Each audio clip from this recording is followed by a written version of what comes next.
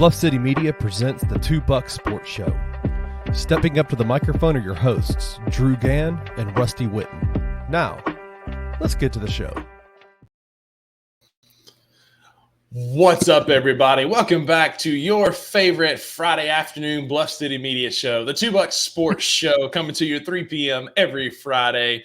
It feels like a long time since we recorded. Y'all probably seen our mugs on the daily grind since then, but we're back where we belong, back on the OG. Uncle Buck, welcome to the show, sir. How are you?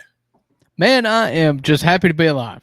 Any day above ground's a good day here in North Mississippi. The weather has been absolutely beautiful. We're a little late starting today because the kids wanted to go throw a ball in the yard. And so, as a rad dad does, you like my hat? I do. I'm a big fan. Yeah, it was a gift for Father's Day for my kids. I will say that one of their parents picked it out, and it wasn't their mother. So I noticed you were wearing it on Father's Day when you stopped by my dad's house. So yeah, I'm like, I got I it know a where day that came early. from. So, yeah, I know where that came from. But yeah, it's a beautiful day here. I had fun in the yard. Now we get to just unwind. Everybody just kind of chilling, watching TV, hanging out. It's nice and mellow. There's only 4 kids in my house, and they all belong to me. So it's just a good way to wind down the day. How about you, Buckets? How is West Tennessee there? It's great, man. It's hot. It's so freaking hot. I was out and about doing some marketing today in the great metropolitan of Jackson, Tennessee, which I set my work status to Alexa, play Jackson by Johnny Cash, because it's just a great all-time song with him and June Carter, who would ultimately become June Carter Cash. But I sweated my tail off, had a good time, man. But it's a good day. Life is good here in West Tennessee, man. Loving being back in the 901. I can't emphasize enough how good it is to be back in Memphis. That's for sure.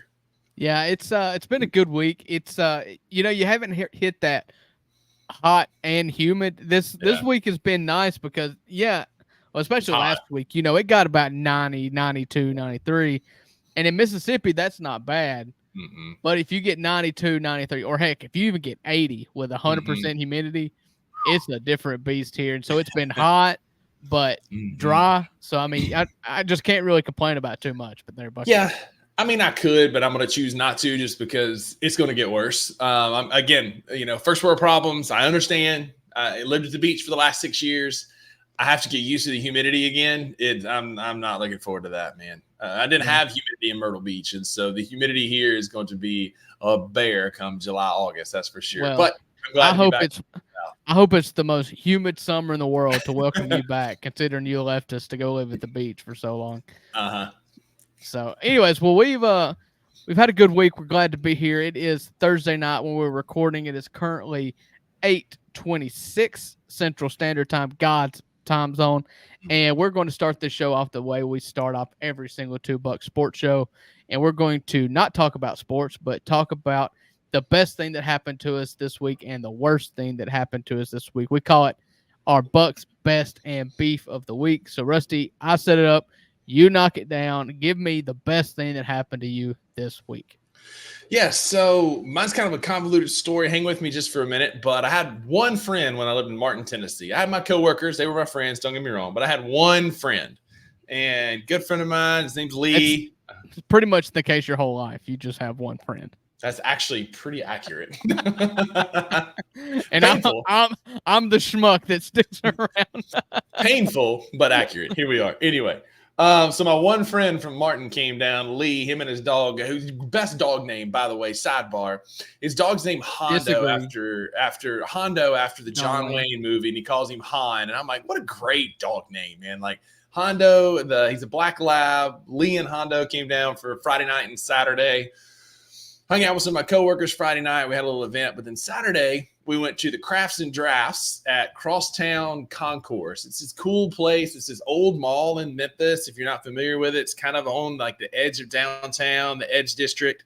And there's a brewery there called Crosstown Brewery. There's a ton of great little shops, including my first experience with Mem Pops, which is this Memphis popsicle brand. Listen. Okay. Drew, if there's anybody that needs to sponsor the Two Buck Sports Show, it is Mem Pops. This was the best popsicle I've ever had. Best popsicle I've ever had. Popsicles are great. Try being 7 years old or 2 years old. The popsicles are the best. I had this blueberry lemonade popsicle that was out of this world. It was incredible. Had a great time with Lee and Craig. It was an awesome day. We brewery hopped. What's up, BB? We brewery hopped a little bit. We hung out, had a great time. It was hot, but we hit up all the favorites, right? Like High Cotton, Memphis Made, Ghost River, all the good breweries in Memphis. Yeah. But like that was a good time. But the best part of my day, my co-host here usually does a really good job, crushes in like gifts and Christmas department, right? He does really well with those. I give credit where credit's due. And a couple years ago, he got me, or 2 years, not this Christmas, last Christmas, got me one of my favorite gifts of all time. I'm a big whiskey guy. I love whiskey. I love old fashions. It's just a common thing about me. And he got me this smoking kit that has the Memphis Grizzlies logo on the bottom that you can fill with little wood filling and chips, light it on fire, and it'll shoot the smoke down into the glass. It's incredible. Like, I am amazed by simple things. This thing is simple, but it's awesome. Now, the company that makes it, give them a shout out. I will. Okay. I will. So it's called Cocktail Chimney. Yeah. And they are a local Memphis company. They're right here in East Memphis.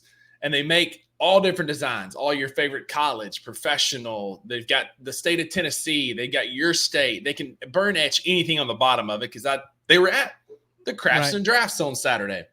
And when Uncle Buck got me this, it was missing one component, which was this little filter that goes down in it that keeps the wood chips from falling in. Now, you could pack it really tight like a pipe and they wouldn't fall in. A few would fall in here and there, but not much. But when I went by and I saw this, I sent a picture to Uncle Buck here. I went up to the guy and I was like, his name's Terry. And his wife is Sarah, lovely people. And I said, hey, man, listen, my best friend got me one of these for Christmas a couple years ago, and it didn't come with a filter. And he just kind of hung his head for a second. He goes, you're one of those. I was like, what do you mean? He said, for Christmas 2 years ago, we sold a bunch of these. And I was just throwing them in packages, trying to get them in as quickly as I could and get them packaged and get them out the door. He said, we've had about a half dozen people call and say, I didn't get a filter with it. Is it supposed to come with a filter? And unfortunately, I was one of them. And he handed me 2 filters. He said, I'm so sorry. Here's 2 for your trouble. His wife, Sarah, said, look, we live in East Memphis. If you need any more, just call. We'll bring them to your house. I was like, hey, I live in East Memphis, so it'll be a short drive to come to my house. But yeah, so super nice people. Cocktail Chimney, look them up. They're on Instagram, Facebook. You can look them up online. Incredibly nice people, very good customer service. And it was just random. It was cool to kind of run into them at this fair in East Memphis, or kind of on the edge of downtown. And they stood by their product enough to give me a couple filters to use. And so I used it tonight for my beverage of choice for the show. And shout out, no free shout outs. This is a free shout out because they did good service to Cocktail Chimney. This is to y'all. Yeah, so the key to gift giving is always have your eyes open, okay? Just be thinking about it. Head on a swivel. Because every once in a while, you'll just see something, you'll think of somebody. And no matter what time of year, just buy it, okay? You can save it for later. But every once in a while, the light comes down from the sky and points at something. And I was just like, that's Rusty's. Like, I just had to have it. And so I actually saw Cocktail Chimney. They had a tent set up and a demo in Corinth at the Green Market for all of our Northeast Mississippians up here. So, I saw it. I found them on Instagram. I didn't peel away and get it right then. I think they had a whole bunch of the Power Tea, the Tennessee Vols. I was like, nah, I don't even want to sample that one. And so I got on their Instagram and ordered one. And it's actually had it sent to me, delivered to me. One of his best friends lives over in Ashland, Mississippi. So it was just like we kind of got to meet in the middle. That guy has an incredible boutique business too, where he takes old baseball gloves and footballs and baseballs, any old leather sporting. He was there. Wallets. Yeah. So he was there too, and so I'm gonna send him my old high school baseball glove. Yeah. He's going to turn it into a notebook for me. I'm going to send it to him. He makes this little pot. It's like a little mini size notebook that he'll turn my glove into a notebook, and I can use that for work. And I'm like, dude, that's like the coolest thing I've ever seen. So I'm going to send him my glove and get a notebook made out of it. I'm stoked about it. So that guy's name is Ron Buse. I follow him on Facebook. I got his card in my wallet. It's incredible stuff. So if you're looking, this time of year it's July, so I mean it's never too soon, especially if you're broke like Buckets and myself. You've got to shop for Christmas whenever you have a spare dollar, even if that's in June. So look those guys up. They do incredible work, incredible craftsmanship, especially those leather stuff that guy does. That Ron does with gloves and making wallets and checkbook holders, anything you can make. Koozies, little clutches, everything. He had footballs, basketball, baseball gloves made into it. I'm going to clip part of this and tag them on Instagram so our followers can find this because, again, like shout out, no free shout out. This is a great business to support. All right. If somebody wants to buy me a Christmas present, so the cocktail chimney guy, he laser prints that with a device that laser etches the wood. And he said he can use any image. So Buckets, take your shirt, put it on a cocktail chimney. So anyway, that's a great beat, a great best of the week because highlight. I love going and seeing homemade stuff. And it also makes me mad because it's like, why didn't I think of that? So my best of the week, I kind of hinted at it.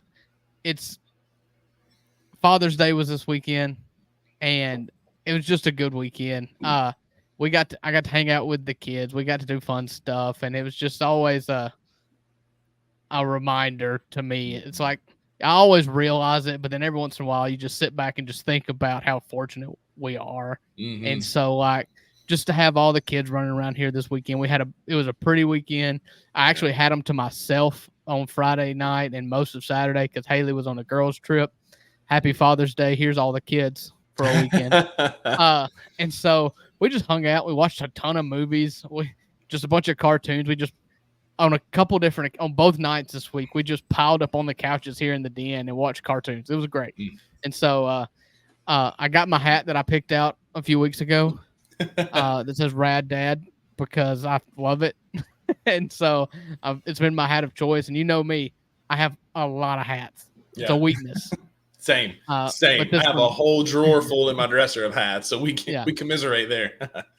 I bought a hat rack at IKEA a couple years ago, and it's got like 5 spokes on it, and I've got like 8 hats per spoke. I mean, it's a problem. Okay. And what y'all understand is like it's a big deal what hats we wear on the show. Like before, I was just trying to decide what hat I was going to wear. I changed last minute and changed back to my Memphis hat here, and like there a lot of thought goes into what hats we wear.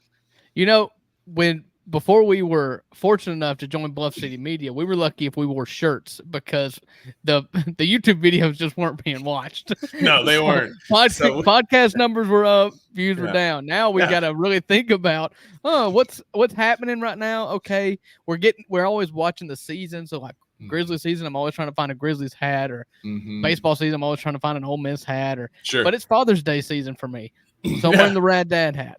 Well, we got the draft coming up, so I'm wearing my Memphis hat. You see what we're working with in this region, so we need to church it up here and here to make it look as good as we can. Well, if you saw what we were dealing with in this region, you would also realize why we wear hats. There's been one episode on Bluff City Media where I did not wear a hat. It was because I was doing the daily grind at lunch. It's been like maybe 3 or 4, and I didn't wear a hat. It was the first time that my hairline has been exposed outside of the original Hatfished episode that we did, episode 1, way back in January. Look it up if you want to get a laugh and learn a new millennial Gen Z term, whatever, of what a hatfish is. But that's a solid beef, man. Happy Father's Day to you and all the fathers out there. Happy belated. Those acting like dads stepping in, like Uncle Buck with some of his family. Big shout out to all dads out there. And dog dads. And dog dads. Shout out Shelby on that. Yeah. So, all right, that's our best of the week, our beef of the week. So this is the worst thing that's happened to us this week.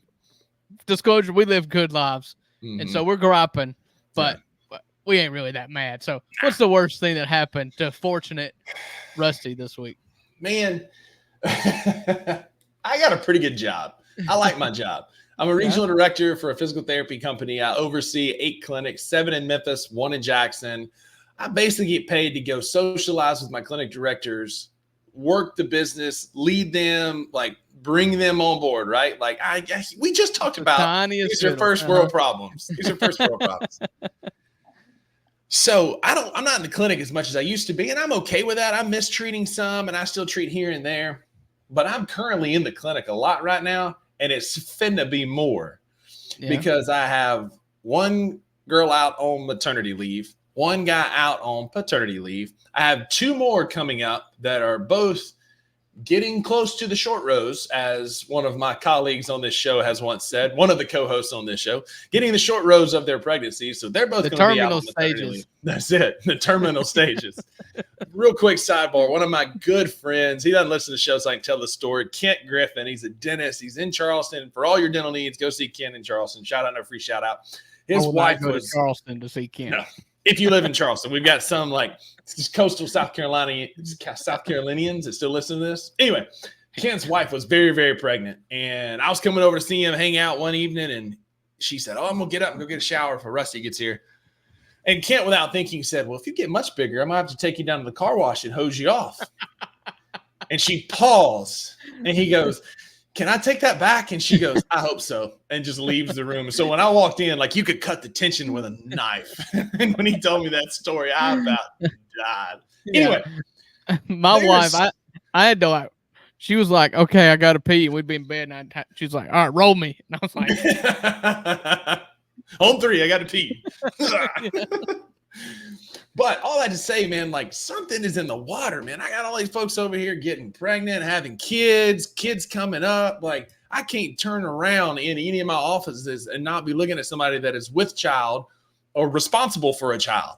And so like, again, I got a pretty good little gig, but I'm getting busier and busier because I'm having to do their job, run their clinics, see their patients, do my job, oversee the other clinics, be a referee, be a sounding board, go market, do all this. I'm like, guys, y'all know what causes this, right? Like, can we slow down? Like, we need to have a meeting if people want to get pregnant and let's space them out. Like I'm fine with having kids, but we need to get on a calendar. Like, okay, it's your turn. Now it's your turn. Now and if you miss your window, you got to wait till next year. Sorry about it. You're in the rotation, right? Like you miss your time, you'll catch them on the way back through. It's like install lottery systems. Like, okay, who gets to have a kid this time? Get your numbers out. At our next clinic director meeting, I'm going to have a handful of straws and say, whoever gets short straw, it's your turn. This is your only chance. You got 3 weeks to get pregnant. If it don't work, we're moving on. I got to just say it. Like, sex never goes out of style. That's fair. I mean, people tell me at work all the time, I've got 4 kids, okay? 2 of which were given, 2 of which were earned, okay? And everybody tell me, it's like, oh, don't say you won't have another one. I said, I'm not having another one. They're like, don't say you won't. Because she controls you. And I was like, yeah, you're probably right. She does. Like, it don't take much. I can't say no. Nope. So anyway, we're going to stop that before it goes too far. Yeah. So right. I'm tired of people being pregnant. Let's just put it that way. My beef of the week is all these people like you think anyway. I'm tired of people being pregnant. Yeah. Yeah. Be careful. You don't want to get yourself tangled up with HR on this here show. We're done. So my beef of the week is also slightly work related, but it's just life related as well. And have you guys ever needed help with something and been forced to call the 800 number and talk to some schmuck in a call center? Yes. And how frustrating, or worse, you have to press the numbers to try to get to the right department. I was calling somebody. We had a crisis at work, and I was like, all right, I got to figure this out. This is my job. I've never done this before, but I got to figure it out. So I'm not too proud to ask for help. So I call them. I'm quick to call. Like, hey, show me how to do it. Show me the first time, I'll do it the second time. Yeah. I've no qualms about it. I'm not prideful. Well, until I get on there and they're like, press 1 for electrical, press 2 for gas. And I'm like, oh gosh, okay, here we go. And then it finally got to about the 3rd, 4th thing. And they went through about 7 options and none of them sounded like they applied to me. It was called, I was looking to have some data pulled from a server for some meters. Okay. Simplest way I can put it. Yeah, I know. And so it was, I got to an option and it was like retrieval. And I was like, listen, that's as close as I can get. And he was like, the guy finally get to a guy after I pushed the retrieval number, and he was like, "Hey, this is so and so. We're gonna help you with." I'm like, "Hey, I'm trying to get some data retrieve from this thing," and he was like, "Well, we do more like shipping and receiving for freight." And I was like, he's like, "Did you choose the right option?" I said, "I chose retrieval, and I'm trying to retrieve stuff. It's y'all's fault if y'all aren't specific enough." But it's just it makes such a 30-minute phone call 2.5 hours because you're constantly being routed. Yes. And then to make what matters worse, once you get to a live person, 90% of the time they're like, "Well, let me create a case for you," and somebody will call you within 24 to 48 hours. And it's just for that. Yeah. How do I can I just press like a button that says talk to a American, and I'm sorry if this sounds bad, talk to an American switchboard operator who knows the roles within this company, okay? I don't need them to solve my problem, but just transfer me to somebody who might know what I'm talking about. At least to the right department. Point me in the right direction. And these companies charge like hundreds of dollars a year for like tech services, and I can never get anybody. It's the most frustrating thing in the world. It's the reason why, the company I work for provides fiber internet now. That's a thing in Mississippi. It's going nationwide, I think. And where the local power companies are providing fiber internet. You know what the best part about that is I don't have to call Indonesia to get help with AT&T internet. In Ripley. It's just the worst, man. Nothing saps the fun out of a day more than having to deal with technical support. Yeah. Or customer service. Yes. It's the worst. Our IT department, they're overworked, they're understaffed. I'll put in a ticket, and it's supposed to come in 48 hours. I got a call today from a ticket I put in 3 weeks ago for something that I needed then. Now, we also have, and this is like a sidebar, we have a process when we hire a new therapist. It's called the new hire tracker, and that's where you put in needs computer, needs what's called a YubiKey. That's our encryption device. Right. It's kind of like an onboarding process. And it's so everybody can communicate about what this individual needs. I've got people that have been with the company for 3 or 4 weeks that still don't have things on that. And they're like, "You need to put in a ticket." I'm like, "I did. I put it in before they started." "Well, now that they've started, you need to put in this ticket." I'm like, "Then why did I have to put in that ticket in the first place?" The most asinine thing I've ever dealt with in my life. I'm going to get a call tomorrow from the powers that be upstream and get fussed at. That's fine. Whatever. I'm salty about it. Yeah. And, use your platform for good, Rusty. That's right. Change your world. I'm making it change. Yes. It's the best part about working at a small company at a local co-op is that my IT guy, his name is Josh, and his desk is next to mine. In the last week, I have talked to Eric, I have talked to Zane, I have talked to Adam, and I have talked to Michael. And none of them. Now you're naming names. God bless them. None of them could help me. Michael was moderately helpful about getting email back on my phone, but none of them could. They were like, "Oh, we need to do this, this, and this, talk to security." And I'm like, "Just call me when it's done." Yeah. So, pregnant people in IT, Rusty hates you all. All of you. That's our first segment. I will allow Rusty the floor for about 30 seconds to say something that allows him to keep his job. I do love my job. I love the people I work with. Continue to populate the world with your people. That's fine, whatever. But just show up to work. Come on, please. Can we spread them out? That's our Bucks best and B for the week. And now, let me tell you, if you are a longtime listener to the show, you can vouch for us in saying you never know what you're getting out of the first segment of the 2 Bucks Sports Show. Nope. But I can tell you, in the second segment, we're going to talk NBA. We're going to talk Grizzlies. We're going to talk the end of the NBA season. It ended since the last time we talked, with the Boston Celtics making minced meat out of the Dallas Mavericks. We'll talk about the upcoming NBA draft that happens next week. It will happen before the next time we talk to you. Then the third segment, we've got some fun stuff. We're going to do a Mount Rushmore based on a hot topic of this past week in sports. And so we've just got a lot of stuff to get to. But before we get to that, I'm going to talk to you about Vicky Gann, CPA. If the name sounds familiar, it's because she's my mother. Vicky has 25 years of experience. She offers all sorts of accounting services, including payroll, income tax, personal income tax, even for your business. She also works with QuickBooks. QuickBooks is a software that people use if they own their own small business, and it helps them do all of their bookkeeping. payroll, taxes, anything, all that nerd stuff that my mother loves. You can do that on QuickBooks. So if you know anybody that has a small business and would like to use QuickBooks to get started or currently uses it and needs some help, call Vicky Gann, call Mom. She can help you out. I promise you she will meet your needs. Her phone number is 662-415-6446, or you can email her at vickygannCPA@gmail.com. That's VICKIGANNCPA@gmail.com. And we will be right back after this short message.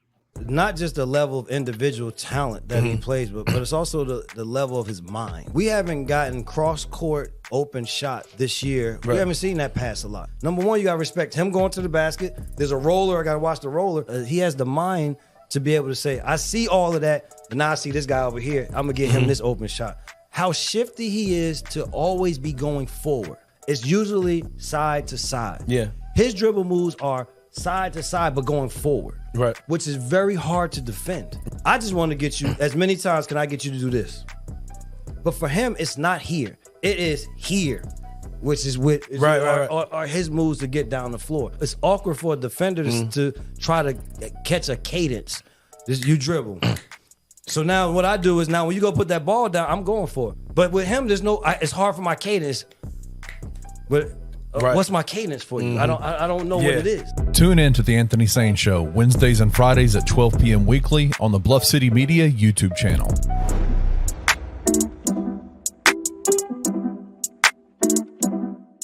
Who do you need to step it up? Outside of David Jones, I think David Jones is David Jones. I don't think you need him to step it up because he's been performing. Yeah, he's David Jones. Outside of him, he's fine. I think Quinterly needs to play better. In what way? He's facilitating the ball well.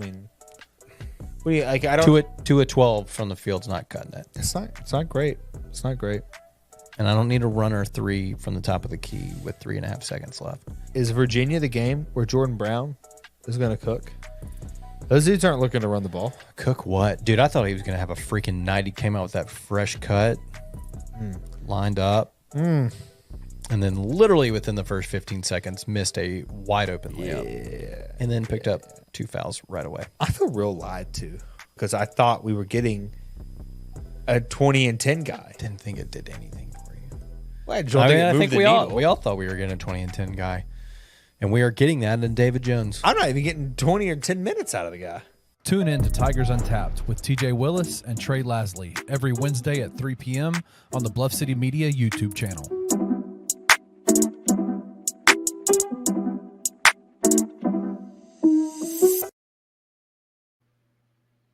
Welcome back to the $2 Sports Show. As always, this is our NBA Memphis Grizzlies talk. If you can't get enough of the Grizzlies in the NBA like us, $5 a month gets you access to the Discord at bluffcitymedia.co. $5 a month gets you access to all of the content creators of the ones you just saw. Tigers on Tap, Anthony Sane Show, No Bluffing, Daily Grind, Grizz 901, Tuesday nights at 901.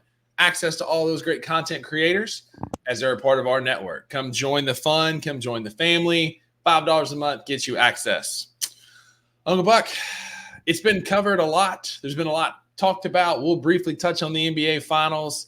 It ended in a gentleman's sweep. Boston took care of Dallas. They had the one game that they always have where they lose one game. They play terribly. They lost one on the road at Dallas, but took care of business back in Boston. And you saw guys like Xavier Tillman get his first title, Al Horford get a title, Jason Tatum, Jaylen Brown, that duo got the monkey off their back. Drew Holiday got his second title. Obviously, the best team won. Any quick thoughts on that before we move on to Grizzlies draft stuff? Yeah, I think it seems obvious now looking back that the best team won. They were the best team all season. Yeah. They won 50-something games this year. They had the best record in the NBA by a wide margin. They were just the best team. Yeah. And I think that's something that is lost, is a lost art almost in the NBA, is a team that's put together well. And the team is better than the sum of its parts. Right. And we went through it last week on the show where I talked about how the best superstars typically win the championship over really good teams. It's always the superstars. I always want the superstars. That's the reason why I picked the Mavericks. I felt like the Mavericks had the best player in the series. They did. They had the best player in the playoffs. However, Boston was just so well put together. Hats off to Brad Stevens, to Joe Mazzulla. They just put together an incredible team, a deep team, and you could have picked any three players on the Celtics to hand the MVP trophy to. Jaylen Brown got it, and I imagine it was pretty close with him and Jalen, Jason and Drew Holiday. Yeah, and so I think they won it. I want to put an asterisk there because they cakewalked through the East, But I mean, honestly, you can't do that. Because they won convincingly. They dominated the regular season. They were the best team all year. Every time you looked up, Boston had a commanding lead in the East. They never surrendered that. They never slowed down throughout the playoffs. They can't control who they play and who gets hurt at any given time. You can't control that. It's not like they chose to have Donovan Mitchell go down, these guys go down, and not have to play Jimmy Butler. Like, they didn't choose that. They played the teams that they were given, and they beat them convincingly. And so no asterisk can be put on this. Clearly the best team won. I think all of us, myself included, got caught up in the Luka hype because he had one of the best playoff rightfully runs. So. And rightfully so. He had one of the best playoff runs we've ever seen, or at least seen in recent memory. And he just ran out of gas because he didn't have the supporting staff, and the more dominant, complete team won. I want to put an asterisk on it. They went 16-3 in the playoffs. They didn't play. They played Cleveland without Donovan Mitchell, Miami without Jimmy Butler, and Indiana without Halliburton in the last two games. But even then, this is the playoffs. It is best of 4, and they only lost 3 games in the whole shooting match. So props to them. They did good.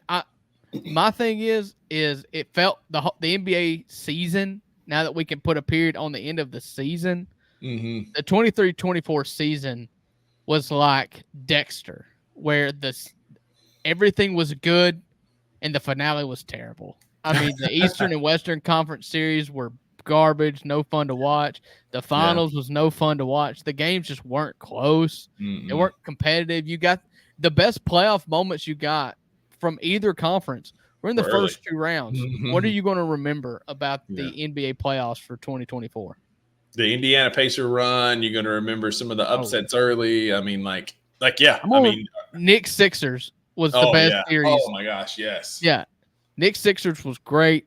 The only series to go 7 games was Orlando and Cleveland. And Banchero looked every bit the part of a superstar. Like, there's some young talent there, but you're right. It was all early in the playoffs. Giannis went out in the first round. Embiid went out. I mean, it's just the Western Conference is good. I mean, Dallas and the Clippers was a fun series. Minnesota, Denver was an incredible series. But just from the Final Four, the final series, I mean, it's just not fun. So we can close the book on that. And this is the time of the year. We had our first big off-season move today. Alex Caruso was shipped from Chicago to Oklahoma City for rumored pedophile Josh Giddey. And so Giddey is out. Say what? No Giddey, right? Yeah, exactly. No Giddey. I was waiting. That's why I thought you were going J. Diddy. Yeah. So he can go to Chicago and he can try again up there in Chicago. But anyway, Alex Caruso makes the Oklahoma City different, man. Caruso, 7-time All-NBA first-team defense. I know, dude. I wanted him. Like, he would look so good in Memphis. He's just a dog. He's just got that just eat you up mentality. He starts defending you when you get off the bus. That Oklahoma City team with Alex Caruso is different. That's going to be different because Giddey was such a black hole on either end of the floor. It just kind of a ball stop. It wasn't a great defender. Caruso gives them an edge that they desperately need. I like Josh Giddey. I liked his tools. I liked him coming from Australia into the draft. He's a big guard with extreme playmaking skills. I thought he would. The Grizzlies coveted him. There's no doubt about it. Big time. He was. Zaire Williams was probably option 4 or 5, and by the time the 10th pick got here, it's all they had. I mean, it's pretty clear. They wanted Giddey or Franz Wagner, and they both got took 8 and 9. Yeah. And so, but that fit in. There's 28 teams in the NBA that's like, oh, we should have made that trade. We could offer something better than Josh Giddey, you know. And to take Josh Giddey, who is a big ball handling, non-scoring guard, to play next to Shai Gilgeous-Alexander, who is a mid-range god, and then to take the non-shooter out and put in Caruso to probably come off the bench because you still got Jalen Williams that had taken over that 2-guard spot. It's just perfect, man. Yeah. It's a perfect fit. Caruso is going to make that team different. And that was what they like. This is shout out Oklahoma City. They saw a need. They couldn't defend really well. So they went and got a plus defender that's going to help them in this playoff run next year because they're a young team, much like the Memphis Grizzlies, that are gearing up to be good for a long time. And they saw a need and they filled it. They're still very small. You know, Chet is not your anchor in the center. He's not Rudy Gobert. You know, he's not that. He doesn't have that body yet. He may get there. But they're still going to want a big. It's honestly the only fit I can find for Zach Edey that makes sense in the top 15, 20 picks is Oklahoma City. Makes sense. And so I will look for them on draft night. They're mocked for Zach Edey and several different mocks that I've seen. So far, they've won the offseason because they're the only move that's been made. That's it. But we're less than a week away from the NBA draft. It kicks off Wednesday night of next week. We'll see the 27th. Yeah, Wednesday the 27th. We'll see what the future of these franchises look like. And so, Drew, I thought we'd do things a little different tonight. We're going to talk about the NBA draft for the Memphis Grizzlies, but we're going to do it in a true-false fashion. I'm going to give you a statement that I think could happen. These are 10 things that I think could happen, and I want you to tell me if they're true or false, and then we'll argue about why you're wrong. Okay. First of all, the Memphis Grizzlies stay put and pick at number 9. True or false? You know, I'm going to say false. And I'm not saying I believe this to be 75% true, but it's like 55-45, you know, maybe 60-40. Yeah. And the reason why I think this is because they've not been hesitant to trade up at any other time before. And so they traded up for Zaire Williams. They've traded up into the second round or the last pick of the first round, basically every single draft to get the guy they want. And so in a draft class where there's no superstar, it's all kind of angling for the guy that you want. And there's a lot of teams that have vastly different opinions on the guys that they want. And so I can't see a scenario where the guy that they want just falls to them. Or I can more likely see in a scenario where it's like, okay, well, you know, we're really convinced, but we don't know what is going on in everybody else's head. You know, you're not seeing a lot of talk at all other than, you know, just mocks. You know, kicking the tires. You're not getting a lot of rumors. You know, I'm not even seeing a lot of who worked out where kind of thing. But you are, if you look at the right places, you are, and there are a lot of rumors circulating about the Grizzlies being a team that's looking to move this pick, which is why I put this number 1. I agree. I don't think we're going to pick at 9. I think the more likely scenario is that we move up to number 3, which we'll get to this here in a second, hoping for a specific player. But if he's not there, I still think we do that move to take what's most available, because Kleiman, again, trades up often. There's a lot of smoke about us moving up in this draft. Oftentimes, where there's smoke, there's fire, right? A lot of times, but I'll be honest with you. A lot of times, there's smoke just to smoke somebody out. You know, just to get the phones rolling, just to see what's going on. Sure. I still will be surprised if the Grizzlies move up to the top 3. You know, for reasons I've said on this show before. You're talking about doubling the amount of money you're playing for a player, and you've got to be absolutely convinced that that's your guy. And in a draft where there's just a bunch of role players, I don't know that there's that one person that they're like, we've got to go get him at number 3. If there's anybody, it's got to be Klingon. The two names are Klingon and Reed Shepherd are the two that we're interested in moving up to target. And there's a lot of smoke around Houston. Apparently, Houston is becoming Memphis West because there's no doubt Emeka loves Marcus Smart, his game. He thinks it'll fit. He thinks he's a good fit for Houston. He means Ime Udoka. Ime, whatever. We'll get there. He multiplied those first and last names. We talked about this on the Daily Grind this morning. I'm going to butcher a name. Welcome to the $2 Sports Show as it pops up on your screen here. We are. It's right here, man. There it is. There it is. We are. We click at the same time. We are rumored to be interested with Houston and trading for that 3rd and that 9th pick. Houston moving back, us moving up. I saw on Twitter today. It was like, are you okay with the fact that means we probably have to take Dylan Brooks back? Absolutely not. But MA is interested in Marcus Smart, thinks he fits that team. We could move up in that 3 slot, looking for a Klingon or a Reed Shepherd in that pick. I think it's likely that we move. I don't know. Me personally, we'll get to this here in a second, but I don't think we pick at number 9. Number 2. We're going to get into every angle of this draft. Absolutely. Sure. So let's go to question number 2. Question number 2. So I kind of rank these in percentage. I put 30% on that first one for me. 40%, I think that the Grizzlies move up to number 3, looking to pick Donovan Klingon. True or false?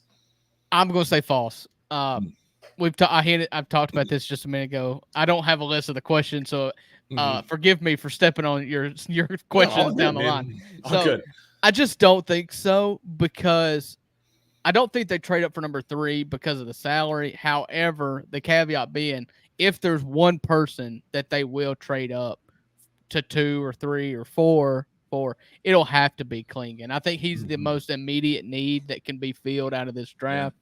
Outside of Klingon, I think you're getting the best available wing, or you're trading down to get your next big, whether it be your boy Khalil Ware or the guy from Baylor. What is his name? I forget his name, but I'll look it up. But yeah, I don't. Donovan, I'm going to say yes and no, true and false.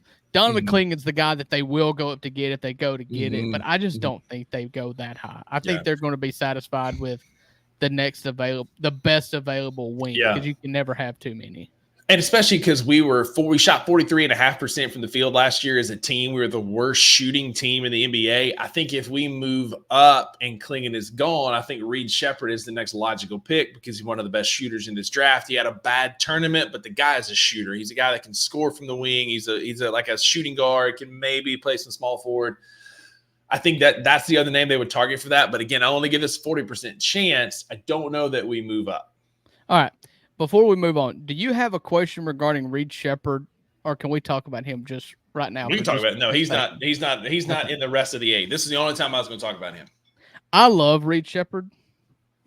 What are your thoughts on him? Because I'm very mixed with how he fits with the Grizzlies. So he's so hot and cold. I don't know that he fits an immediate need. I like Reed Shepherd. When he's on, he can score with some of the best players in this draft.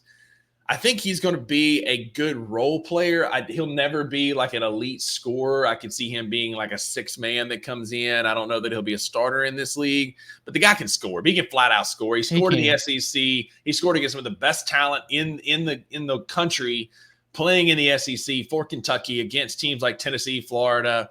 Mississippi State, who defended really well, Alabama, a very elite team, and he scored in big numbers. He broke my heart. Broke my heart with Mississippi State beating us on a last-second shot after Josh Hubbard willed us to win that freaking game.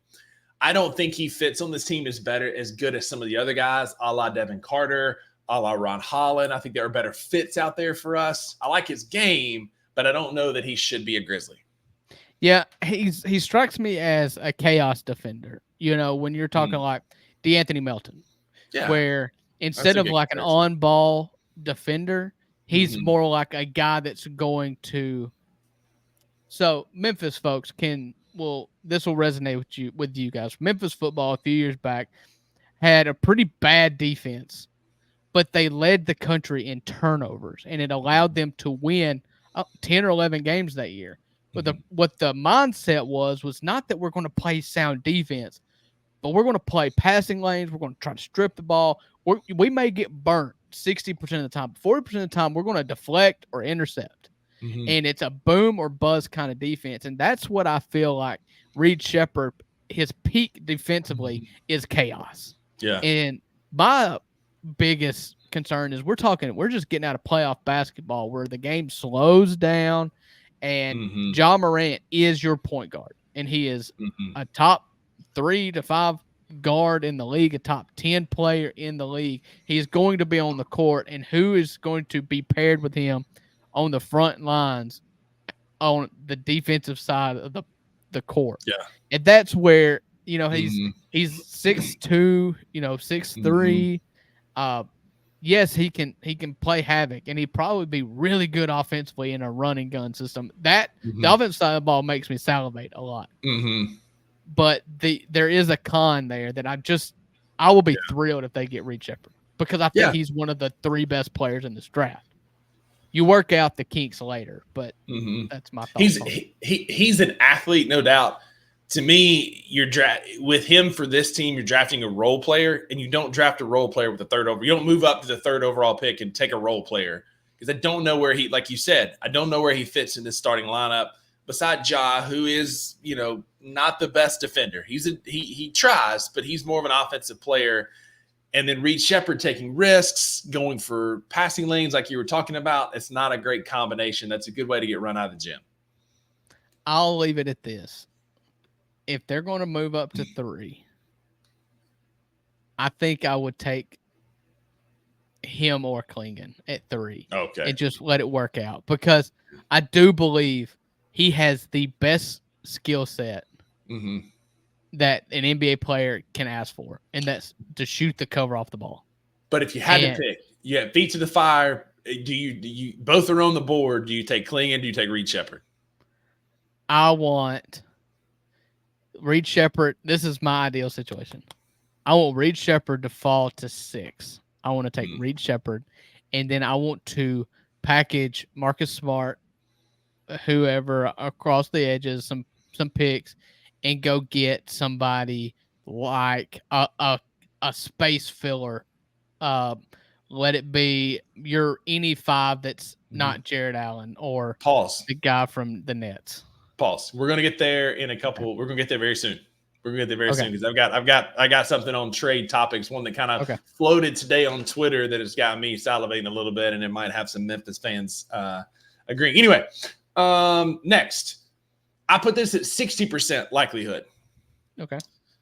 The Grizzlies move back and pick someone we haven't talked about. Somebody that hasn't been talked about on this show. I say it's a 60% chance. True or false? I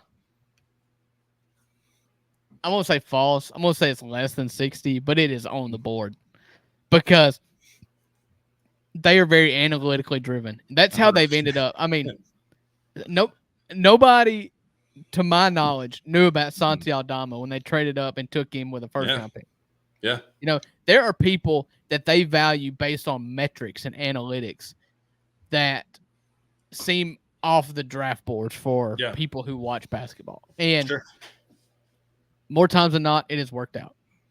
And so, I think there's absolutely, I was listening, we plugged it. It was last week's Grizz 901 episode where they talked about a guy I had never heard of before. His name is Tyler Smith. He plays for the G League Ignite. He's a left-handed wing that just shoots the cover off the ball. Yeah. And he was very high on Tyler Smith. And so if you tell me that if the Grizzlies strike out, Klingon's off the board, they can't make the trade. They can't make the trade for Reed Sheppard. Ron Holland is not there, their lottery ticket guy. Yeah, I could see them falling back and being like, all right, analytically, what do we see that fits well with Ja? What fits well with this team? Who hustles, who rebounds, who affects the game without the ball in their hands? And then let's just go pick that guy.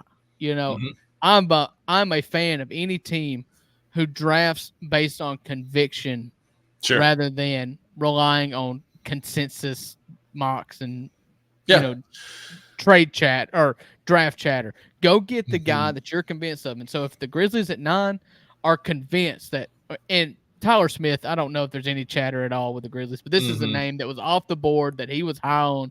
Kind of convinced me on Tyler Smith.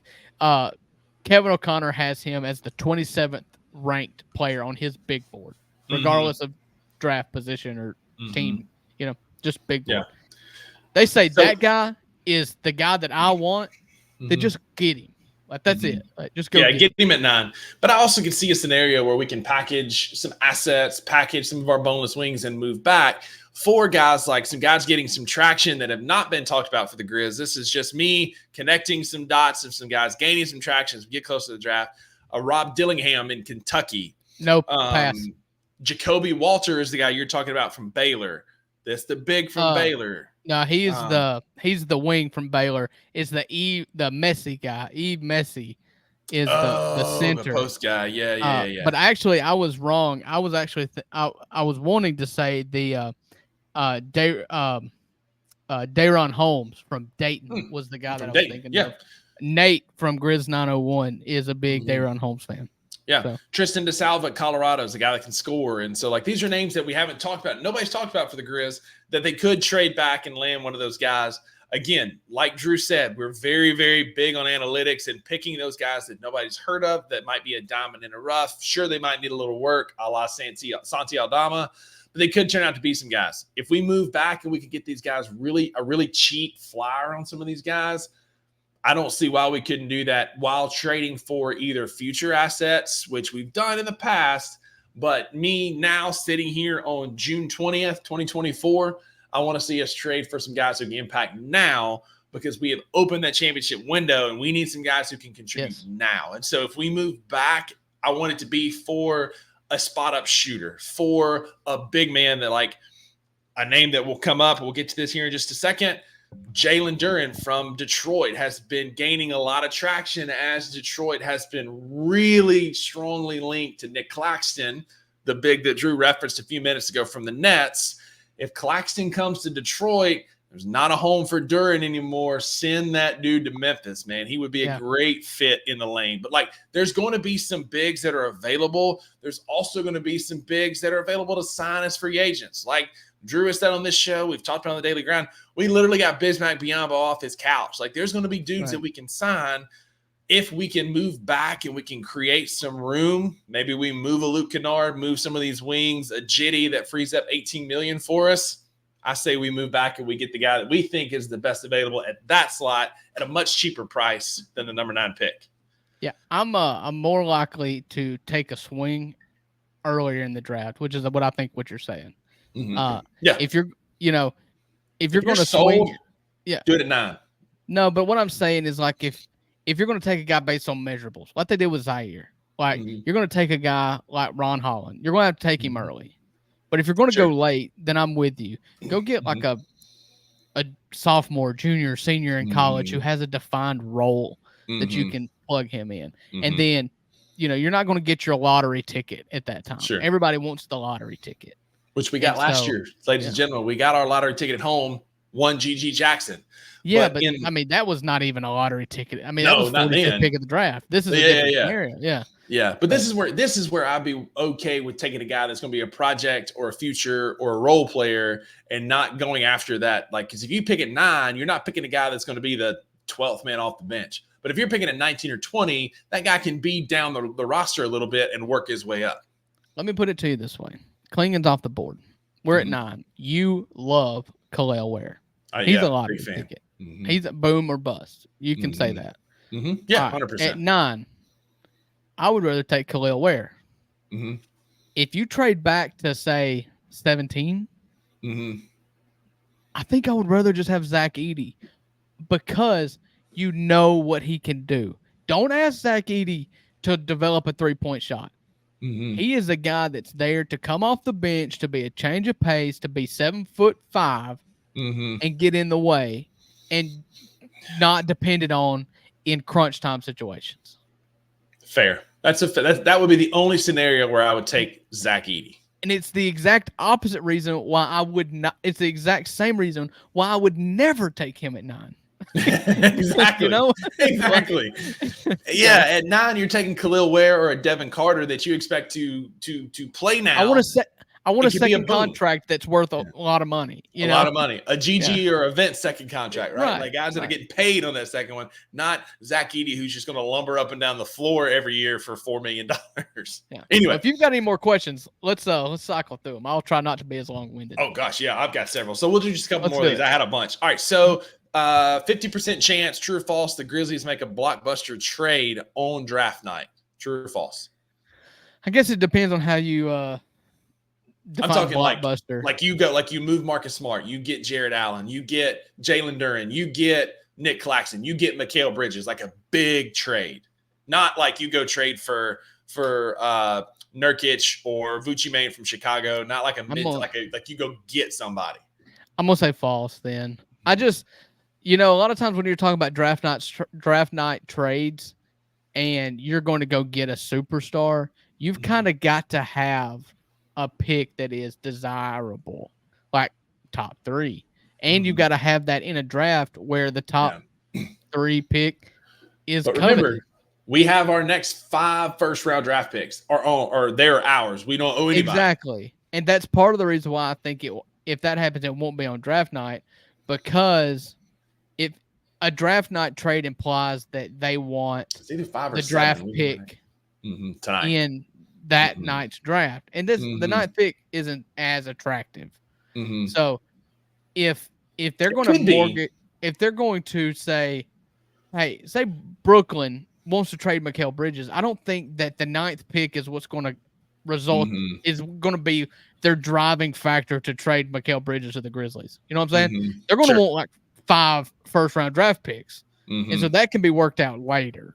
More than if the Nets wanted Alex Sarr more than anybody in the world, then yes, that first pick is desirable, and maybe you can trade Mikal Bridges and get Alex Sarr back in a bunch of first-round draft picks. Compensation. I just don't know that the 9th pick is what's going to excite the Nets or the Cavs or somebody for a draft night trade.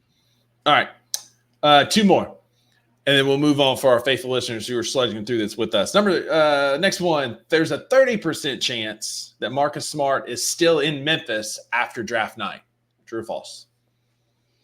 Again, we're talking draft night. I tend to think that draft night is slightly uneventful as opposed to like the rumors that are out there.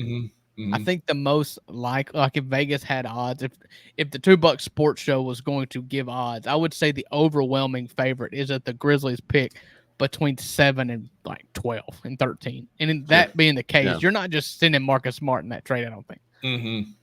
I think that there's a 50-50 shot that Marcus Smart gets traded. I just don't think it's going to be like, I don't necessarily think it's going to be a draft night deal. So I'm kind of splitting hairs there, but I'm going to say false for that reason. All right. And last one, I think there is a 60% chance. This one maybe not draft night. This is kind of more free agent talk. But I think there's a 60% chance that Luke Kennard takes a team-friendly deal, takes a pay cut, and stays in Memphis. True or false? Well, Luke Kennard is under contract to play for the Grizzlies next year. Anyway. Yeah. So I think maybe restructure is what I meant to say. That he restructures his contract, because we're going to have to do something with that massive amount of money. I mean, I'm on record saying if you're going to run this back, Luke Kennard needs to be a member of this Grizzlies team. There you go. So I hope, now, again, the caveat being you can go get a star, he's an acceptable loss. But if you're going to run this back, it needs to be 100%, in my opinion, that Luke Kennard is back. Yeah, he just offers an elite skill set. We can't shoot. We can't outside of Desmond Bane and Luke Kennard. We can't shoot. So why get rid of a shooter? But if you're here with us at an hour, hang with us. We got one more last fun little segment that we're going to go through right after this last commercial break. We'll see y'all on the other side. I'm just big on being able to vocalize what someone's role is. I always thought my best coaches were the people that let me know exactly what you expect from me. Now, I might not like it. Yeah. You know what I'm saying? Right. But if you come to me man to man to say, this is how we think we're going to play you, bang, bang, bang. And hopefully everybody understands. I'm not saying that this has not been done with this team. I'm just saying from my experience, we all have egos when we get to this game. Right. All of us. To the last person on the bench, you got an ego. But all of us can't be the man. Yeah. You got to be able to say, okay, he's the man, but what do I do and what can I do to help us be good? And if it's vocalized to you, then you know exactly and if I'm out there doing it and now I'm not getting the result from you. Now we got to sit down and have another conversation. But as long as it is told to you, this is what we expect from you, this is how we want you to play, then I feel like, again, keeping his logo. Right. You know what I'm saying? Right. Tune in to The Anthony Sane Show, Wednesdays and Fridays at 12 p.m. weekly on the Bluff City Media YouTube channel.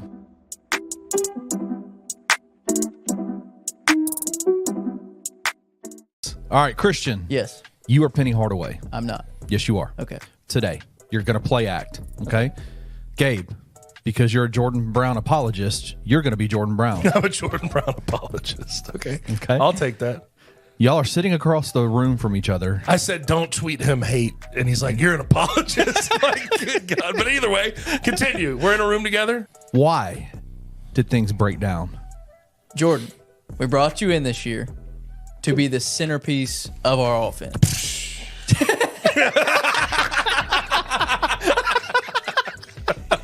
You came in out of shape. Let's call it what it is. Call a spade a spade. We play fast. Told you this when we were recruiting you. We play fast. One of the fastest paces in the country. You have to be able to get up and down the floor. You have failed at that. Oh, well, I'm leaving. So it's fine. Cool. Tune in to On the Bluff with Christian Fowler and Gabe Kuhn every Tuesday at 12 p.m. on the Bluff City Media YouTube channel.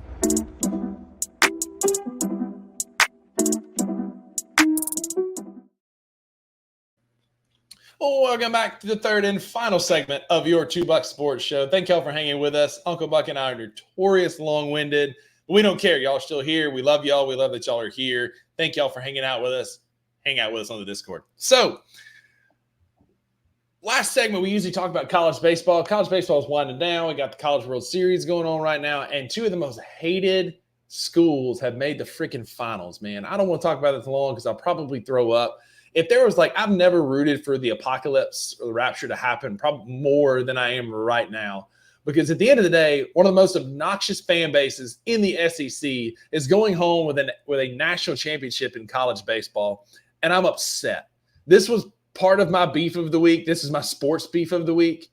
Like the most unattractive, most obnoxious. It's the cult versus the inside of a pumpkin, as once said. It's Texas A&M and it's Tennessee playing for a national championship in baseball. And I know a lot of our listeners are probably Tennessee fans living here in the state of Tennessee. It's a bummer that y'all are playing for a national championship. Yeah. Me and my dad have been talking through this. You know, I've said on this show many a times that I don't root for the SEC. I'm not a good sport per se. Like, I love Ole Miss. I don't love people who play Ole Miss on regular occasion. I mean, I can't cheer for both. Yeah. And to take that a step further is that I actively root against and hate Tennessee and Texas A&M. Absolutely. And for them to just both go 3-0 in Omaha and end up in the College World Series finals, you know, Omaha is a great city. I loved my time there. I got to watch Ole Miss win a national championship in Omaha in 2022. It was amazing. But if there was ever an earthquake, I mean, yeah, man. If the world was to open up underneath Charles Schwab Stadium, it wouldn't be the worst tragedy in American history. I have seen Feels Like 98 on my Instagram and Twitter, all way more than I care to, way more than even their football season. And then you got the cult that is Texas A&M. The only cool thing they do is that Ball 5 is kind of cool, but I hate everything about both of these organizations and cannot I'm not going to watch. It's just it just sucks, man. The thing that's so frustrating about Tennessee is that we've been hearing Feels Like 98 since 99. 98. Okay. Yeah. And so for them to keep banging that drum and be wrong is something that has given me life for so long. I know. And for them to possibly win a national championship in a sport that they did not care about until 2 years ago. Yeah. And then for them to feel like 98 be validated is just like a kick to the nards, man. I can't stomach it. It's the worst. I know. They're a bunch of bums. I can't. And then you got Texas A&M doing this whole They have their yell leaders practicing at midnight how to cheer. Like, you have to teach these people how to cheer for a football game. Like, get out of here! I can't stand it. And then the two most obnoxious fan base in the SEC. A&M shows up, and in their first game, they don't even wear their colors. They wear these patriotic uniforms, and it's like, what are you doing? Allow me to gripe about Texas A&M, and I'm not a uniform guy. I hate that. But your biggest rival is the Texas Longhorns. You hate the Texas Longhorns. Yeah. If the University of Texas and Osama bin Laden was, they were standing in a room and you had a gun with 2 bullets, you would shoot Texas twice. And you wear uniforms that say Texas Aggies on it. Multiple uniforms do not even say A&M on it. It's just Texas Aggies. Ultimate little brother complex. And then you rock out, and I hate this. Call me an expat if you want to. Call me a traitor. I don't care. Do not change your school colors to red, white, and blue if they're not red, white, and blue. I hated it when Vandy put the stars and bars things in their logo. I hate it when Texas A&M does it. Like, you're maroon and white. That is your brand. That is your thing. Be Texas A&M. Don't be the Texas Aggies. Don't play the red, white, and blue Patriot card, because all they're doing is just bragging on themselves and their ROTC and their yell leaders. Like, wear your fatigues. Like, wear some camo or something like that. But red, white, and blue are not your colors. They looked hideous. When I first turned that TV on, I'm like, who is even this? Like, it took me a minute for it to register that it was A&M. And they look ridiculous. And then it says Texas Aggies on it. Like, listen, all right. For you people that don't know, and this is not the root of my hatred for A&M. I've always hated A&M, and I've always hated Texas to a lesser degree. But Texas is the worst. Story time with the 2 Bucks. We went to Kossuth High School. Kossuth High School's mascot is the Aggies, okay? They wear maroon and white. It was the bane of my existence when I was in high school. Loved it. But I was a proud alumnus, proud student at Kossuth High School. Kossuth High School, not long after I got out of high school, which was about a decade after Buckets got out of high school, 5 years, got a cease and desist letter from the University of Texas in Austin. Yep. One of the proudest, most historic universities in the country sent a cease and desist letter to a 3A high school in Corinth, Mississippi, because they were wearing, or their colors were maroon and white, and our logo was the Texas Longhorn. And because the Texas Longhorn was worn on maroon and white, they were like, cease and desist using our logo. And Kossuth had to stop. And it's ridiculous now. It's an ugly little Aggie bull now, but it's like and allowed to see the juxtaposition here. Kossuth got a cease and desist letter from the University of Texas for using the Longhorn with maroon and white. And Texas A&M in maroon and white is putting Texas Aggies. Like, have some pride. Like, yeah. This podcast, this show is forever. I hate Texas A&M. It's forever horns down. It's anti-Texas. It's anti-Tennessee. I'm done talking about these fools. They live in Tornado Alley. Just take them out. I can't believe it's these 2 teams we have to watch. But anyway, so the only thing worse than Mississippi State being in the College World Series Finals is both of them being in the College World Series Finals. State was there in 21. But anyway, SEC's in quite a run since 2006. I don't know if you saw that, but since 2008, there's only been 2 years since 2008 that the SEC has not had a team in the NCAA baseball finals, which is pretty impressive. Oh, in the finals? Okay. In the finals. So that would have to be the Coastal one? Yes. That was Coastal and 2016, Virginia. Arizona, Coastal and Arizona. It's Coastal and Arizona. That's right. And then the other one is there's a caveat, there's an asterisk with it. Oh, you talking about Mississippi State's asterisks from their College World Series since God, NC no. State got We'd have beat eliminated by NC State. COVID? We'd have beat NC State too. You'd have But lost NC State. oh my God, we'd have beat NC State like a freaking drum, man. Tommy Tanks would have killed you. We're moving on from this segment. It was 2020 when COVID canceled the College World Series. Move around. You know who was the number one team in the country in 2020 when COVID canceled it? Who? Ole Miss. So we're moving right Title along. too. So we had some tragedy strike sports this week. I'm not even entertaining this fool anymore. It's 9:30 on a school night. We were the This number guy- one team when they canceled the season. That's a title. No, it's not. Oh my God. Here we go. Alabama. All right. This past week, we lost an icon of sports, and Willie Mays Hayes passed away this year, this week. RIP to one of the greatest baseball players, humanitarians. It was Willie Mays. Right, Willie Mays. Not Willie Mays. Not the character. Exactly. I think that Hayes in there. It was actually Willie Mays. It's actually Willie Mays, not Wesley Snipes in Major League. But Willie Mays passed away this week. A great humanitarian, a great baseball player, great representative of the sport. Long-time San Francisco Giant, responsible for one of the most iconic catches and sports moments in the history of time. Even if you don't know baseball, you don't know professional baseball, most people know who Willie Mays is for the running over-the-shoulder catch that he made in center field out in San Francisco. And so that got Uncle Buck and I thinking, what way could we honor Willie Mays and his contribution to the game? But to throw back to fans of the OG 2 Buck Sports Pod, we're going to talk about our 5 most memorable, iconic sports moments, right? There's been times. Our Mount Rushmore of our most iconic sports moments. There's been times, right, when the Cubs. If you were to put a fifth head on the Mount Rushmore, you would get the 2 Bucks. Mount Rushmore. And we're not talking like win, like Mississippi State or Ole Miss winning an Natty or the Cubs winning the World Series. We're talking about like a specific play that stands out to you. And so I'm going to seed the first one. Uncle Buck, give me your first one. We'll do it back and forth style, popcorn style. You first, me after. What is your first thing that comes to mind when it comes to sports iconic moments?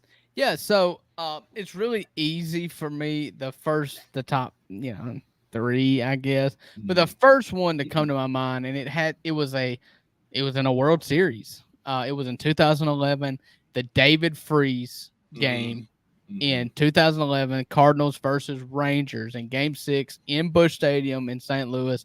David Freese hit a triple to right field past Nelson Cruz to tie the game in the 9th, and then in the 11th inning, he hit a walk-off bomb to dead center field, and Joe Buck, St. Louis's own, the son of Jack, called the game for Fox Sports. David Freese hit that ball to dead center field, and he famously said, "We will see you tomorrow night." Game 6 went to St. Louis. They were down 3-2, forced a Game 7, won Game 7 the next night to defeat the Texas Rangers. And Josh Hamilton was MVP that year for the Texas Rangers. Just an ultimate back against the wall, 2 outs, bottom of the 9th to hit that triple. And then next time around the plate to hit that ball to dead center field into the grass field batter's eye at Busch Stadium.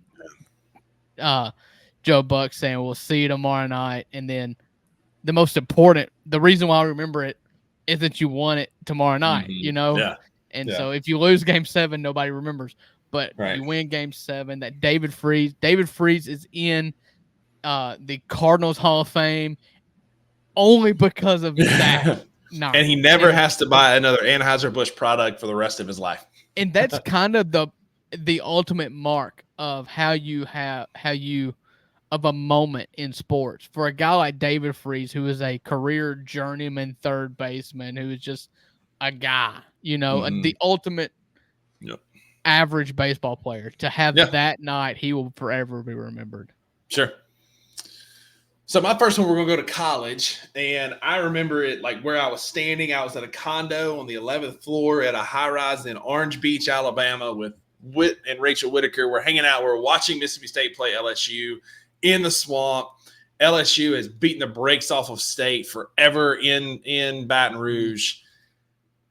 And the Dak Prescott game happened. There's a moment in that game where he drops back for a pass, and it's obviously a quarterback run where he tucks the ball underneath, and he runs right down the middle of their freaking field, right down their freaking throats, en route to just absolutely just beating the brakes off of LSU in Baton Rouge. It's one of my at night in, like, we went to their place, beat them for what they're known for. And it's just one of the most like iconic moments. Whit and I were like mobbing each other, running up and down the hallway, screaming at the top of our lungs as Dak ran it down their freaking throat in their house. We went to their place, we beat them. And the moment that we captured that, like we took that game, was that Dak Prescott run. Right now, I just remember it like it was yesterday. We were on our own 40. He runs right across that stupid tiger eye, catches the hash marks, and runs in for a touchdown. And I will never forget that moment as long as I live. One of my favorite college football moment of all time. You know, that 2014 team is the only time, and I remember that run. I mean, that should have been on your Mount Rushmore. It's an iconic run coming from an Ole Miss fan. But I was in 2014, Surviving Allison, the band that I was in, was on a worldwide tour. Yeah. It's the reason why I missed one of the games I'm going to get to later in Oxford. But I remember watching that in a bar in Texas or somewhere. I don't remember where I was at. And I was like, that was the first time I was like, okay, this Egg Bowl is going to be like nothing I've ever seen before. Like, just y'all were good. We were good. A couple weeks later, State was ranked number 1, got up to number 1 in the country. Dak pooped his pants in the Egg Bowl. I mean, it was great. It was one of those things, man. I was at that Auburn game, and that Auburn game was where we beat Auburn the same day that Alabama got beat, Florida State got beat, and it allowed us to go to number 1, Ole Miss to be number 2, Auburn was number 3 in the initial. No, Florida State was number 2. We're the number 1. Ole Miss was 4 in the first ever college football playoff ranking. You can ask Siri, who's the first ever number 1 team in the college football playoff ranking. And it was your Mississippi State Bulldogs after beating Auburn in Starkville. Great memory, but nothing from that season stands out quite as much as that Dak Prescott run. That's true. You know, you can ask Siri who was the very first college football playoff ranking number 1 team. And if only it mattered who was number 1 in October. I know, right? Because it's like the Arkansas, like participation ring. I get it, man. I get it. But anyway, that's my number 1. What's your second one? Yeah. So since we're talking 2014, the Sinquez Golson interception in the back of the end zone in 2014 against Alabama in Vaught Hemingway Stadium. It was the pinnacle of Ole Miss sports to that moment. It was October the 4th, 2014. I'll never forget it because I watched it on my phone in a tour bus headed to Ocean Springs, Mississippi, instead of in the stadium with my parents. Ole Miss fought the whole game. The final score was 23-17. Alabama was driving. Ole Miss felt like the referees were trying to get them. They missed an obvious, blatant face mask call that led to a fumble and a scoop and score to go into halftime that allowed Alabama to get a sizable lead in a game that the team won, had 23 points. I think it was like 14-3 going into half because of that missed face mask. But then to go down, Dr. Bo took over. He hit the wheel route to Jalen Walton to take the lead halfway through the fourth quarter. It was just sheer pandemonium. Alabama drives Blake Sims. They kind of get behind the chains a little bit. He chucks it from like the 45-yard line to O.J. Howard, the 6'6" tight end mismatch. Nobody could cover him. Only for the shortest guy on the field, Sinquez Golson, the Major League Baseball draft pick that turned it down to come play corner at Ole Miss, got the angle, got behind O.J. Howard to pick off the ball, get 1 foot down in the very back of the end zone to end the game in 2014. Ole Miss wins 23-17, and all pandemonium just unleashed on the city of Oxford in the 50-yard line at Vaught Hemingway Stadium. Katy Perry was on the field. Katy Perry closed down Funkies on the square in Oxford that night by doing crowd surfing in Funkies. I mean, it's just something you've never seen before, and it doesn't happen without the Sinquez Golson interception in the back of the end zone. Yeah, absolutely. For me, my second one that really stands out as a Grizz fan, everybody will remember this moment. The year was 9 years ago. It was 2000. I think it's 10 years ago now almost. It was like 2014, 2013. It was kind of the wind down of the core 4 years. But the Grizzlies are down with 0.07 seconds left on the clock. Like, there's not enough time to call a play. There's not enough time to call anything. I'm in the stands with my buddies Joey and Ryan watching this game, and Vince Carter is inbounding from the time strike. Half man, half amazing in the twilight of his career. Watching him inbound the ball, we're trying to see what's going to happen. The game's over, right? You're down by 1. It's over with less than a second to go. But an incredible play is drawn up. Courtney Lee breaks free, coming around the outside of the lane. Vince throws it directly to the rim. Courtney catches it, does a reverse layup. As time expires, the ball goes in, and it was pandemonium. Hugging strangers, yelling at the top of our lungs in an insignificant game, but one of the greatest moments in NBA history. Right. Like, of less than a second to go, down by 1, and you win by 1 on an alley-oop reverse layup to one Courtney Lee, who, if you're outside of Memphis and maybe the Knicks, you don't really know who Courtney Lee is. An incredible play, just drawn up beautifully, and it couldn't have been more perfectly executed by Vince and Courtney. The only player, Courtney Lee, the only player in NBA history to start his career with tattoos and end with none. Fun fact. What an accurate description. Fun fact. You're not wrong about that. It's wild. Yeah. So that's good. And for that play to be as odd and random as it is, it happened to the Grizzlies twice. Mark did it one time. Yeah, Mark behind the basket. 3 times because Steve-O threw that Hail Mary to John in the corner. He buried that corner. That's my honorable mention. I just wrote that down actually as you were talking. Like, ooh, that reminds me. Yeah. All right, so my third one is the Ole Miss College World Series. It's just forefront of my mind. It is the most significant event, non-marriage or non-wedding or childbirth event of my life. I got to experience it with my father in Omaha. Ole Miss won a College World Series. It was a religious experience in a kind of sacrilegious way to say it like that. Yeah. But like, it was just amazing. It was the pinnacle of my adult life. Like I said, non-wedding and childbirth related. But the play in particular is actually 3 plays, and it's 3 consecutive batters, back-to-back home runs in the I'm gonna be bad now. I believe it was the 7th inning in Game 1 against Oklahoma in the Charles Schwab Stadium in Omaha, Nebraska, for TJ McCants to come up, whose mom is fighting cancer. I don't know if anybody have heard that story or not, but you've really got to look into it. The SEC network actually did the best job of talking about it in their recap that they do for the SEC team wins a champion. They always do like a hour-long documentary on the team.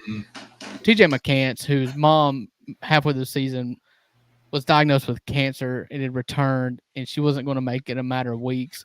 Ole Miss was terrible at the time. They were 7-14 in the SEC, and his mom had a vision, a dream, and she said, "I'll see you, and we'll be seeing each other in Omaha." This woman had weeks to live, and there was months left in the season, and Ole Miss got on a run, got hot, made it to Omaha, and his mom showed up, and he hits a home run, and then it's followed up by Calvin Harris, not the former boyfriend of Taylor Swift, but the Ole Miss catcher Calvin Harris from Iowa, whose neighbor I was sitting beside in right field, and then Justin Bench hitting a home run, back-to-back home runs. It was pandemonium, unlike anything I've ever been a part of in my life. There was no beer left to be thrown.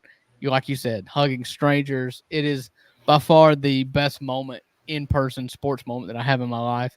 It is the back-to-back home runs in Game 1 of the College World Series Finals. McCants, Calvin Harris, Justin Bench. That's mine. Yeah. My next one has minimal to do with one of my favorite teams. It's just one of those sports moments that stands out. It's actually in a bitter rivalry in between one of my favorite teams and one of your favorite teams. It's September the 8th, 1998.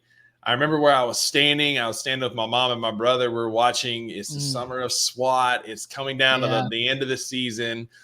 Mark McGwire, Sammy Sosa, Ken Griffey Jr. all kind of right there, about to break that Roger Maris long-standing home run record. And in the final homestand of the season, in the largest crowd ever in Busch Stadium, Mark McGwire is facing Sammy Sosa in the Chicago Cubs, and Mark McGwire hits home run number 62. And I've never been a Cardinals fan. I hate the Cardinals. I can't stand it.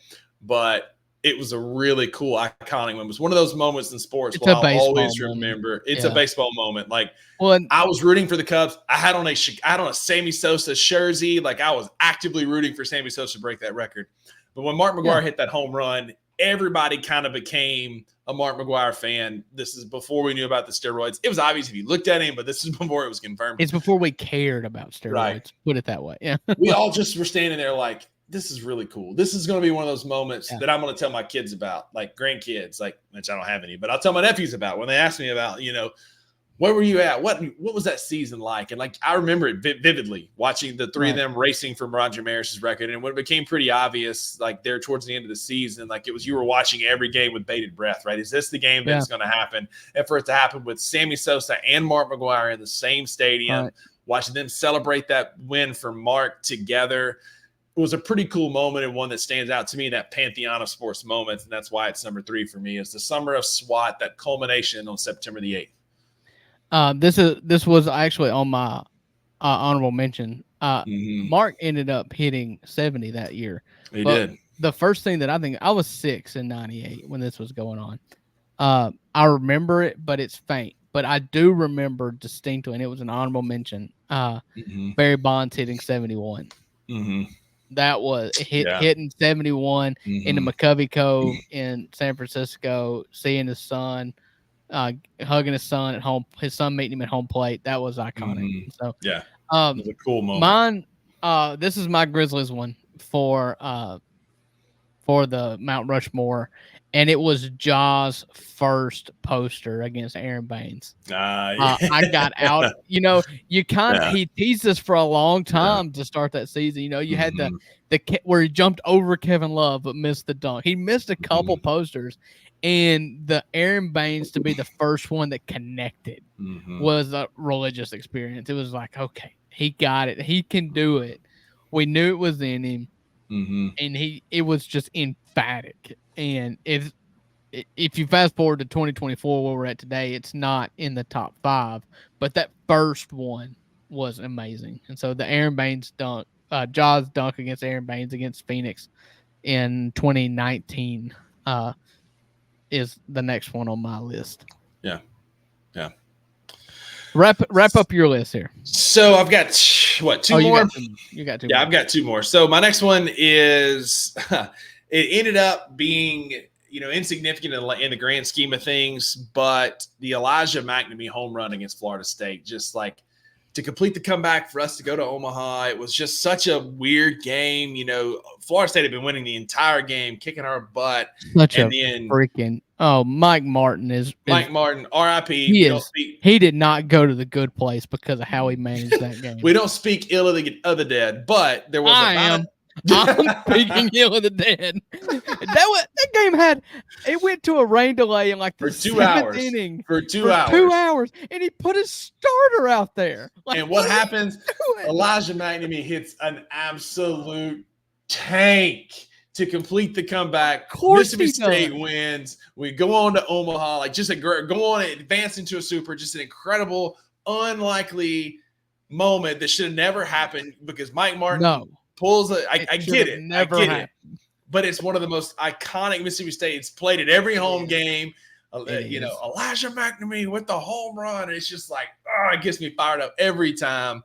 Elijah McNamee's home run against Florida State. He's such a bad play-by-play announcer. He's so good, man. Get out of here. Miss me with that crap. You're just a hater, man. You're just talking about the biggest moment in Mississippi State baseball history, and your well, I'm not giving the emotion that he was giving there. He wasn't giving emotion. That's the point. You're just a hater, man. At this point, you're just a hater. Mike Martin did not go to the good place because of how he managed that game. I'm telling you. Like, what that dude was 85 years old. He coached Florida State for 95 years. And he brought in his starting pitcher after he pitched over 100 pitches and a 2-hour rain delay. And his first batter he throws to Elijah McNamee with runners on.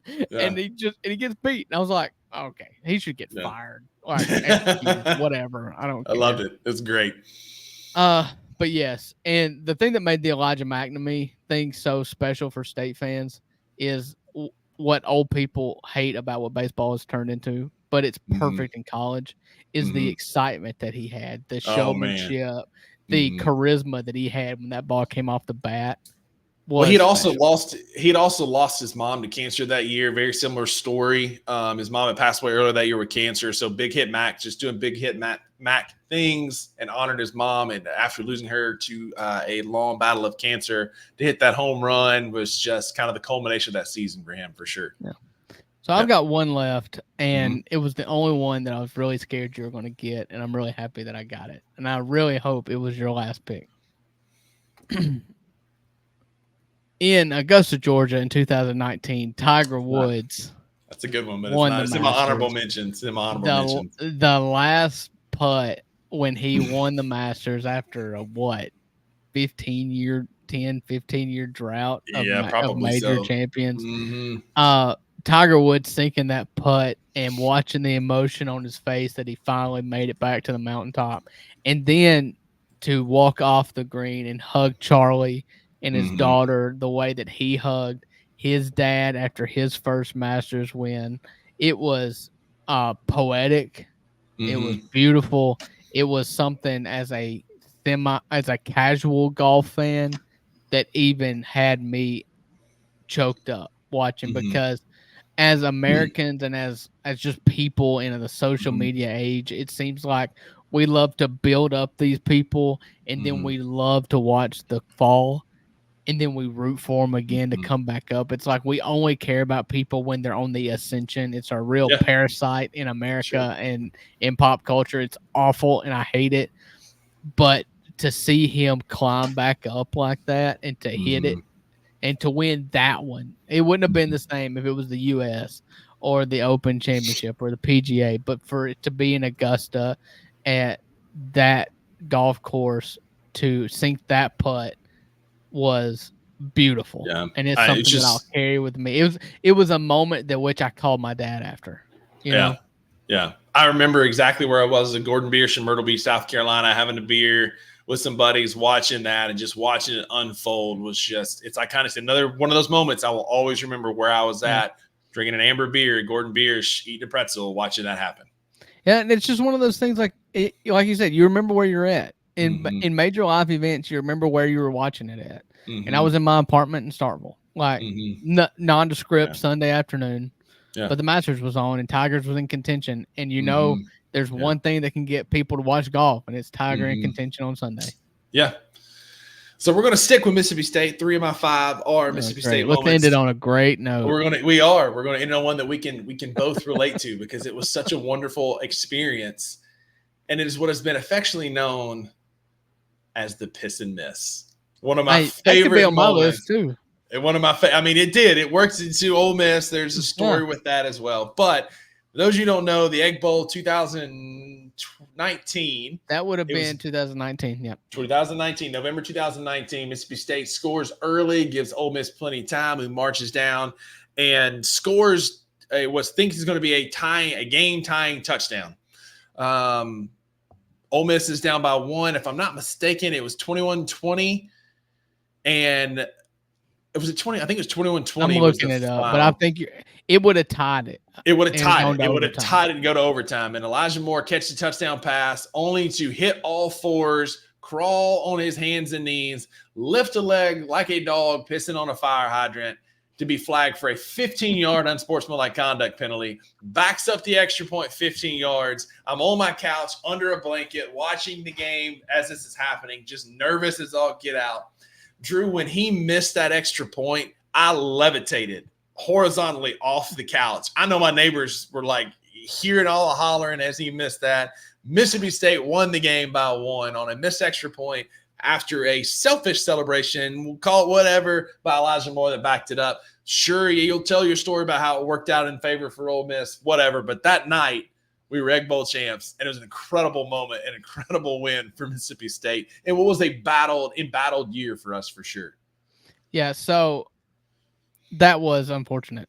It was a Matt Luke team that it was one of those teams, and I don't remember what the records for the team. It was one of the few years that I felt like both teams were just kind of trash. And so that all that mattered for either team was winning that game. And it was just Ole Miss finished at 6-4-8. We finished 6-6. We went on to a bowl game. That was I think we played Tulsa or Louisville. It's Joe Moorhead's only bowl game. It was Louisville because that was when Garrett Schrader got his eye socket broke by Willie Gay, and this was post Lamar Jackson. We didn't have Garrett Schrader. He had his eye socket broke. That was Lamar. He sat out the bowl game though. No, we beat that Lamar team. This was 2019. This would have been Lamar was already in the league. We beat Lamar when we had Dak still there. But anyway, that Joe Moorhead ultimately gets fired later that year. But that moment, that night, we were Egg Bowl champs. Yeah. So that was the second time there was a PP celebration in an Egg Bowl by an Ole Miss player. The first was DK Metcalf in a blowout. Yeah.